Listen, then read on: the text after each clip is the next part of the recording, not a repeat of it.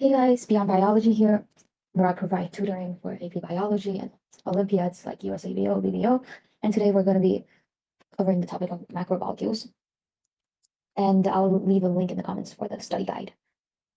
Oh yeah, sorry for the late upload, by the way. I was on vacation and I became like deadly sick afterwards, but after, like from now on, I'll be consistent. Yeah. Okay, so macromolecules are made up of small building blocks, mo monomers.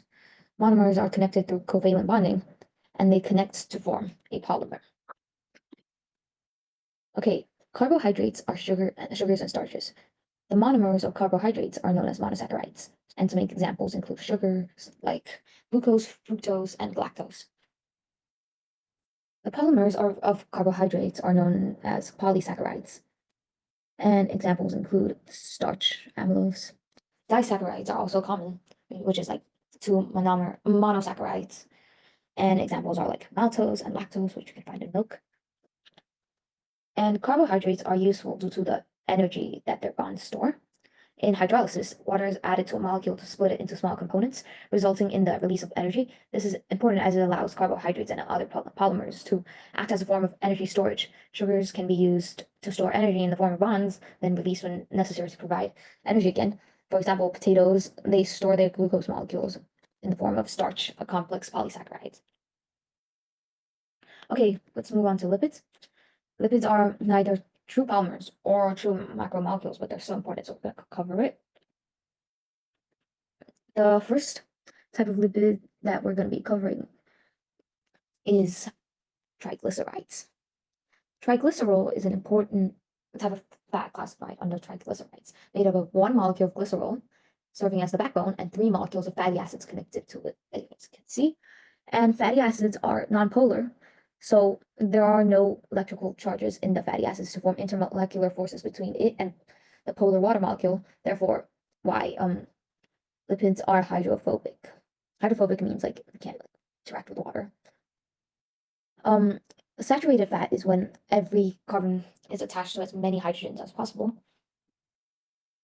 But sometimes there's a covalent bond due to two electrons being shared, causing a kink or crookedness in the fatty acid. This kink greatly changes the shape of the resultant fat, and when packed together with other fat molecules, cannot be packed closely enough to form a solid. Instead, these are unsaturated fats, which are liquids that are which are fats that are liquid at room temperature, sorry, and are commonly referred to as oils. Next, let's look at phospholipids. And these lipids are amphipathic, sorry for the pronunciation, which means they can be either, they have hydrophobic and hydrophilic regions, meaning that they have a region where they can interact with water and a region where they cannot. In phospholipid, there is a glycerol backbone and only two fatty acids attached instead of a third fatty acid, like you would see in triglycerides. A negatively charged phosphate is attached, and commonly another molecule is also attached to the phosphate. Since phosphate head and attached molecules are electrically charged, they can interact with the partial charges of water molecules. This is what causes their hydrophilic properties. When a group of phospholipids are introduced to a solution of water, they form a phospholipid bilayer, a double layer of phospholipids with each layer's phospholipid heads pointing outwards towards the water and their tails pointing inwards towards each other. And the property of phospholipids to form a bilayer is the central basis of all lipid cell membranes. Next, we're going to look at steroids, which are the third group of molecules under lipids. They consist of four interconnected carbon rings. Cholesterol is an example. Other lipids include hormones like testosterone, estrogen, cortisol. I'm sure you guys have heard of them. And next, we're going to look at protein. Okay, these are also macromolecules, and they make many cellular processes possible. The monomers of proteins are amino acids. So an amino acid consists of a carboxylic acid group and an amine group and a variable R group. This R group is also known as a side chain and can contain many different atoms and elements and are what differentiate between amino acids from each other. There are 20 unique R groups, therefore meaning there are 20 unique amino acids with their own property.